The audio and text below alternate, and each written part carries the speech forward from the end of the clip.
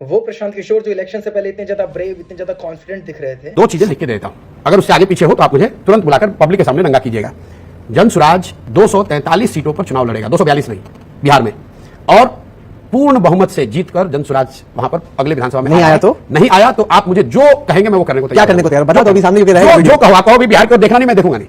उनकी हालत बाद में ऐसी कैसे हो गई, आइए इसको भगवत गीता के माध्यम से समझते हैं। क्योंकि चाहे बात प्रशांत किशोर की हो या हमारी, जब एक्सपेक्टेड रिजल्ट्स नहीं आते तो हमारी हालत भी कुछ ऐसी ही होती है।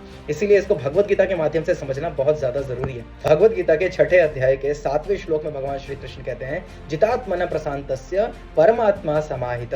जिसने मन को जीत लिया है उसने एक तरीके से परमात्मा को प्राप्त कर लिया है। और ऐसा व्यक्ति शीतोष्ण सुख दुखेशु तथा मान अपमानयो, चाहे सर्दी हो, गर्मी हो, अपमान मिले, सम्मान मिले, हार मिले या जीत मिले, सुख मिले या दुख मिले, वो स्ट्रांग रहता है, बोल्ड रहता है, वो ब्रेक डाउन नहीं होता। पॉइंट है कि माइंड कंट्रोल ना होने की वजह से कभी फेक मोटिवेशन के चक्कर में, तो कभी खुद को ओवर एस्टिमेट करके हम कुछ ज्यादा ही कमिट कर देते हैं, ओवर कमिट कर देते हैं, और बाद में उसको हम डिलीवर कर नहीं पाते, जिसकी वजह से ह्यूमिलिएशन तो फेस करना ही पड़ता है, खुद का भी ब्रेक डाउन होता है, डिप्रेशन में चले जाते हैं और हालत कुछ ऐसी हो जाती है। इसीलिए माइंड को कंट्रोल करना बहुत जरूरी है, चाहे फिर वो बात प्रशांत किशोर की हो, हमारी हो या अर्जुन की हो।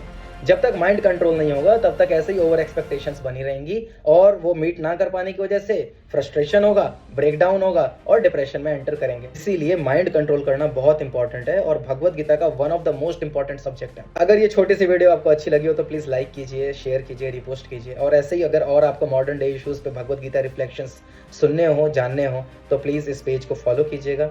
And thank you very much for listening. Hare Krishna.